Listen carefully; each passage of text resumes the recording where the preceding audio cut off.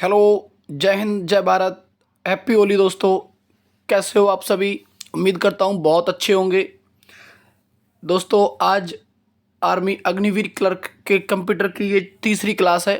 इससे पहले हम 2 कंप्यूटर क्लासेस कर चुके हैं। आज ये 3rd क्लास है। तो जो भी हमारे साथी चैनल से नए जुड़े हैं, चैनल को सब्सक्राइब करके वीडियो को लाइक और शेयर ज़रूर कर दें। दोस्तों, आज बहुत ही इम्पोर्टेंट क्लास है, तो कोशिश करना कि साथ के साथ या तो आप इसके स्क्रीनशॉट कर लें या फिर अच्छे से इसके नोट्स बना लें, क्योंकि इनको पढ़ने का फ़ायदा तभी है जब आप इनको अच्छे से राइट डाउन करेंगे। क्योंकि आपके एग्ज़ाम में क्वेश्चन आते हैं, 5 क्वेश्चन आते हैं। तो दोस्तों, इनको लिख लेना ज़्यादा बेहतर रहेगा। लिख लेना, वीडियो तो देखते हो अच्छी बात है, लेकिन इनको साथ के साथ लिख भी लेना ज़्यादा बेहतर रहेगा, क्योंकि यहाँ से क्वेश्चन पूछे जाते हैं और बहुत ही इंपॉर्टेंट क्लास है आज ये। तो चलिए अपना सेशन स्टार्ट करते हैं। Computer 3rd class.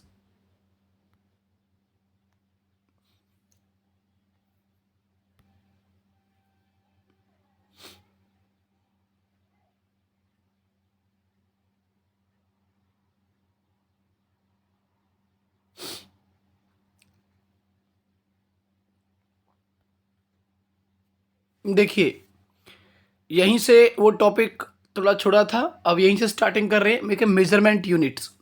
तो दोस्तों, यहाँ पर यूनिट्स को डिवाइड किया गया है किस तरीके से, वो आप अब यहाँ पर देखेंगे।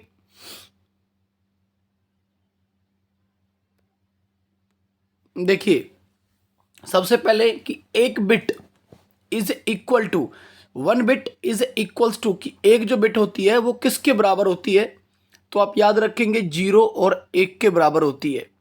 दूसरा, 4 बिट्स इज इक्वल टू, दोस्तों यहाँ पर 4 बिट के लिए पूछा है कि 4 बिट कितने के बराबर होती हैं, तो ध्यान रखना 1 निब्बल, 1 निब्बल के बराबर होती हैं।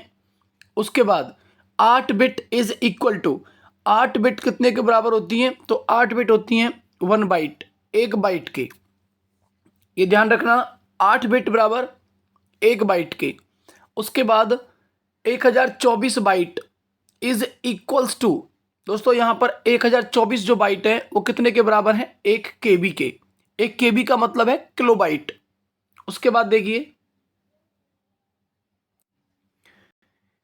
फिर है 1024 केबी इज इक्वल्स टू, दोस्तों केबी का मतलब किलोबाइट है, तो 1024 kilobyte is equal to 1 MB। MB मतलब मेगाबाइट। तो 1024 केबी बराबर होते हैं 1 मेगाबाइट के। उसके बाद 1024 MB is equals to 1 GB। तो दोस्तों यहाँ पर 1024 मेगाबाइट इज इक्वल्स टू, वो बराबर होते हैं 1 गीगाबाइट के। तो जीबी का मतलब होता है गीगाबाइट। उसके बाद देखिए, 1024 GB is equals to 1 TB। तो दोस्तों 1024 गीगाबाइट बराबर होते हैं 1 टेराबाइट के। टीबी का मतलब है यहाँ पर दोस्तों टेराबाइट। उसके बाद में 1024 TB is equals to 1 PB।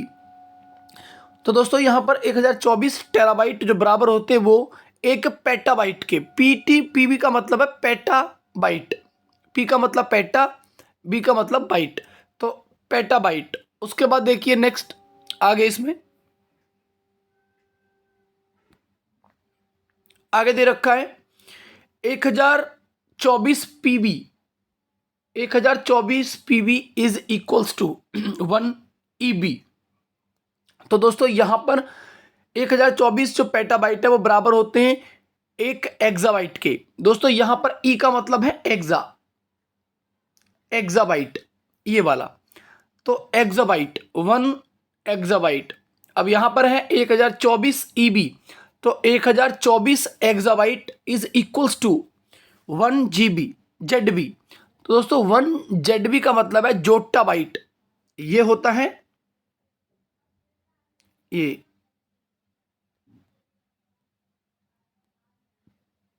इस तरीके से जोटा बाइट। तो 1024 एक्साबाइट इज इक्वल टू 1 जोटा बाइट। उसके बाद 1024 ZB is equals to 1 YB। दोस्तों यहाँ पर 1024 जोटा बाइट बराबर होते हैं 1 योटा बाइट के। तो वाई का मतलब है दोस्तों यहाँ पर योटा, योटा, तो योटा बाइट के, और 1024 yotta byte is equal to a BB. तो दोस्तों यहां पर बीबी क्या है, ये है ब्रेंटो, ये वाला ब्रेंटो।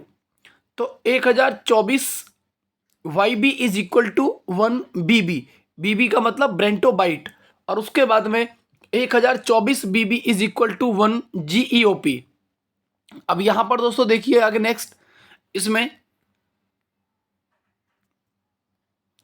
सबसे बड़ी मेजरमेंट यूनिट कौन सी है, तो दोस्तों वो है जियोब बाइट, इसको बोलते हैं जीईओपी को जियोब बाइट। तो ये सबसे बड़ी मेजरमेंट यूनिट है, लेकिन अगर आप इसको नेट पर भी चेक करोगे दोस्तों, तो एक इससे बड़ी भी है, वो है अल्ट्रा बाइट, लेकिन अल्ट्रा बाइट को कंसीडर नहीं किया जाता है। तो अगर सबसे बड़ी मेजरमेंट यूनिट यहाँ पर पूछी जाती है तो जियोब बाइट होती है, और अगर ऑप्शन में अल्ट्रा वाइट भी दे रखी होगी तो आप फिर वो भी याद रखेंगे, अल्ट्रा वाइट भी आप याद रखेंगे और जियोब बाइट भी याद रखेंगे। वैसे मोस्टली यही पूछी जाती है, सबसे बड़ी मेजरमेंट यूनिट यहाँ पर कौन सी है, जियोब बाइट। अच्छा आगे देखिए, list of the input devices. दोस्तों बहुत ही इंपॉर्टेंट क्वेश्चन है, और मैं कह रहा हूँ 99% इसमें से क्वेश्चन बनेगा, ये ध्यान रखना आप। तो इनपुट डिवाइस पूछी जाती हैं कि कौन कौन सी इनपुट डिवाइस होती हैं, अच्छे से याद कर लेना है। सबसे पहले कीबोर्ड, कीबोर्ड दोस्तों यहाँ पर इनपुट डिवाइस है।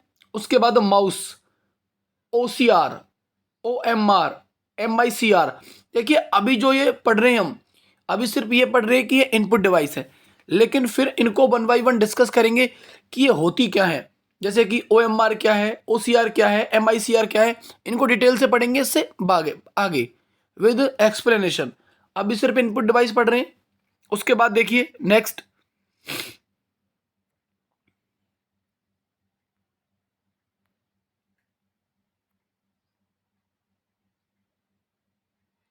आगे नंबर 6 पर देखिए, BCR, QR, joystick, stylus, biometric, scanner, webcam, trackball, light pen, touchpad, और उसके बाद टच स्क्रीन, और उसके बाद माइक्रोफोन। दोस्तों यहां पर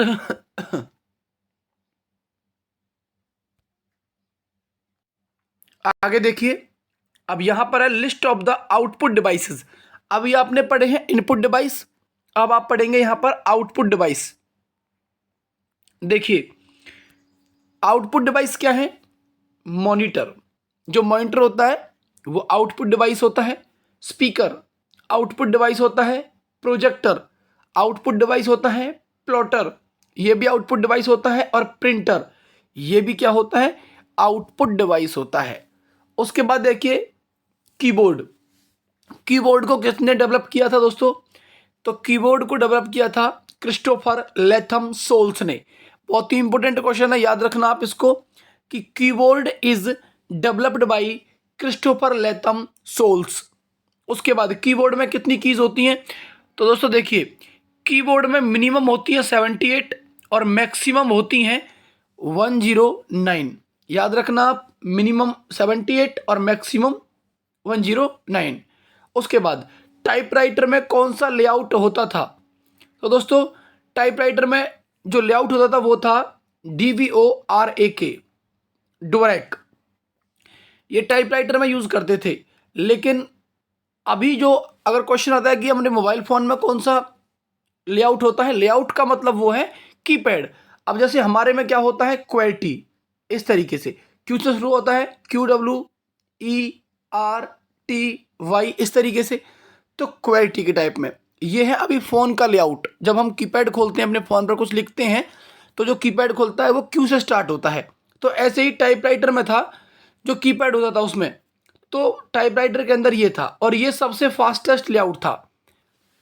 तो याद रखना आप, डोरैक जो था वो सबसे फास्टेस्ट लेआउट था, लेकिन ये क्या होता था, टाइपराइटर में यूज होता था, और फोन के अंदर ये है QWERTY। उसके बाद देखिए नेक्स्ट, मॉडिफायर कीज क्या होती हैं, ध्यान रखना मॉडिफायर कीज क्या होती हैं। तो दोस्तों मॉडिफायर कीज होती हैं जिन कीज के लिए दूसरी की आवश्यकता होती है। देखिए ये कीज क्या होती हैं, जैसे Ctrl Z, alt shift function. तो ये कीज़ कैसी हैं, ये दोस्तों 4 कीज़ होती हैं। तो इनका क्या करते हैं कि इनके साथ में हम दूसरी की को भी प्रेस करते हैं जब हम किसी प्रोग्राम पर पहुंचते हैं या किसी ऑप्शन पर जाते हैं। तो कहने का मतलब है जिन कीज़ के साथ में हम दूसरी कीज़ का प्रयोग करेंगे वही क्या कहलाएंगी, मॉडिफायर कीज़। तो ध्यान रखना आप, कंट्रोल ऑल्ट शिफ्ट और फंक्शन ये क्या है, ये आपकी मॉडिफायर कीज़ होती हैं। उसके बाद में टॉगल कीज़ क्या होती हैं, टॉगल कीज़ दोस्तों जो अपोजिट एक्शन करती हैं। अपोजिट एक्शन जैसे कि ऑन ऑफ, ये टॉगल कीज़ होती हैं। जैसे कि ऑन ऑफ कर दिया, ऑन का अपोजिट ऑफ, तो ये होती है टॉगल कीज़। उसके बाद में CUI की फुल फॉर्म क्या होती है, फुल फॉर्म में आपको कंप्यूटर में हर शब्दावली की याद रखनी है। जैसे कि कमांड यूज़र इंटरफेस, ये CUI की फुल फॉर्म है। उसके बाद देखिए GUI की फुल फॉर्म क्या होती है, तो ग्राफिकल यूज़र इंटरफेस, ये GUI की फुल फॉर्म होती है। उसके बाद देखिए PRT/SCR का प्रयोग किस लिए किया जाता है, फॉर कैप्चर द स्क्रीन। बहुत ही इंपॉर्टेंट क्वेश्चन है दोस्तों, ध्यान रखना कि स्क्रीन को कैप्चर करने के लिए हम किसका प्रयोग करते हैं, ये उसमें की होती है PRT/SCR, इन कीज़ का प्रयोग करते हैं और उससे क्या होता है कि जो स्क्रीन होती है वो क्या हो जाती है, कैप्चर हो जाती है। उसके बाद में अगला देखिए next question number 12। Question number 12 क्या है, टैब का प्रयोग किस लिए किया जाता है, तो लोकेशन चेंज करने के लिए। दोस्तों जो कीबोर्ड में टैब करके एक बटन होता है, एक की होती है, उसका प्रयोग किस लिए करते हैं हम, लोकेशन को चेंज करने के लिए। उससे क्या करते हैं हम, लोकेशन ही चेंज कर देते हैं। उसके बाद देखिए एंटर की का प्रयोग किस लिए किया जाता है, तो दोस्तों एंटर की का प्रयोग किया जाता है move the cursor to the next line. जो कर्सर होता है उसको नेक्स्ट लाइन पर ले जाने के लिए हम एंटर की का प्रयोग करते हैं। उसके बाद देखिए ESC की का प्रयोग किस लिए किया जाता है, दोस्तों प्रोग्राम से बाहर आने के लिए। आप देखना ये आपको लेफ्ट में मिल देगी। ESC की का प्रयोग किस लिए किया जाता है, तो ये प्रोग्राम, जो भी प्रोग्राम होता है उस प्रोग्राम से जस्ट बाहर आने के लिए हम ESC की का प्रयोग करते हैं। उसके बाद देखिए फंक्शन की। दोस्तों फंक्शन की कितने टाइप की होती हैं, तो फंक्शन की होती हैं F1 से लेकर के F12 तक, और ये होती है गिनती में 12। आप याद रखना फंक्शन की 12 होती हैं जो F1 से लेकर के F12 तक होती हैं। उसके बाद माउस कैसी डिवाइस है, सबसे पहला तो ये कि माउस कैसी डिवाइस है, तो दोस्तों माउस है एक पॉइंटिंग डिवाइस। पॉइंटिंग का मतलब हम माउस से क्या करते हैं, कर्सर को मूव करते हैं इधर उधर, तो पॉइंट करते हैं, तो पॉइंटिंग डिवाइस है। उसके बाद देखिए अगला, और ये क्या है, एक ग्राफिकल यूजर इंटरफेस है, GUI डिवाइस भी है। आप ध्यान रखना माउस को दोनों तरीके से आप याद करेंगे, माउस एक पॉइंटिंग डिवाइस है और एक ग्राफिकल यूजर इंटरफेस है, GUI। आप इसकी फुल फॉर्म ऊपर पढ़ चुके हैं। उसके बाद देखिए कीबोर्ड कैसी डिवाइस है, तो दोस्तों कीबोर्ड है एक CUI। क्या है CUI, command user interface. Keyboard एक CUI है। अच्छा कीबोर्ड के बारे में आपने क्या पढ़ा था, कीबोर्ड एक इनपुट डिवाइस भी है।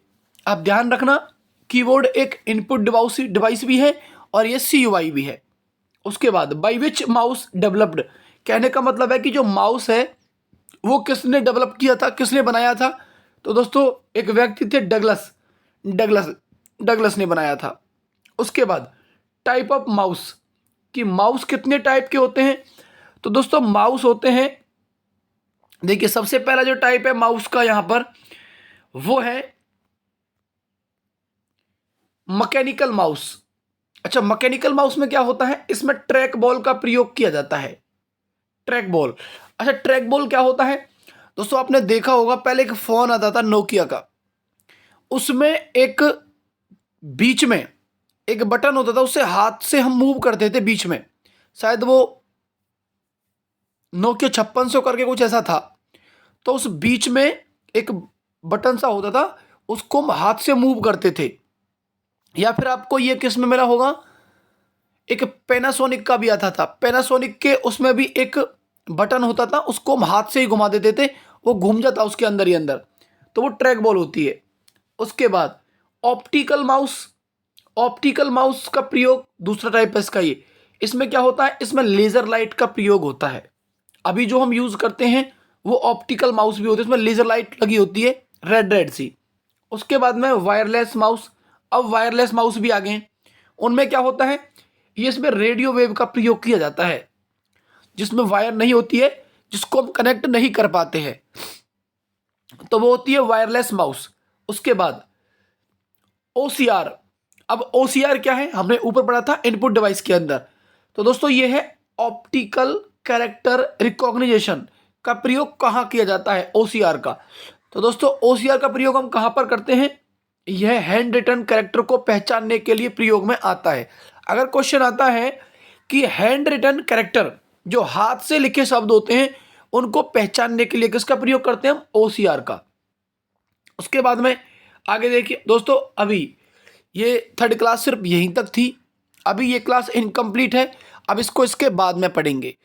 तो जहाँ तक ये वीडियो जाती है, जिन दोस्तों जो भी तैयारी कर रहे हैं आर्मी के साथ साथ, ये किसी भी एग्ज़ाम के लिए बहुत ही इंपॉर्टेंट क्लास है, तो इसको नोट डाउन कर लेना या इसके स्क्रीनशॉट कर लेना, पढ़ जरूर लेना दोस्तों इसको एक बार।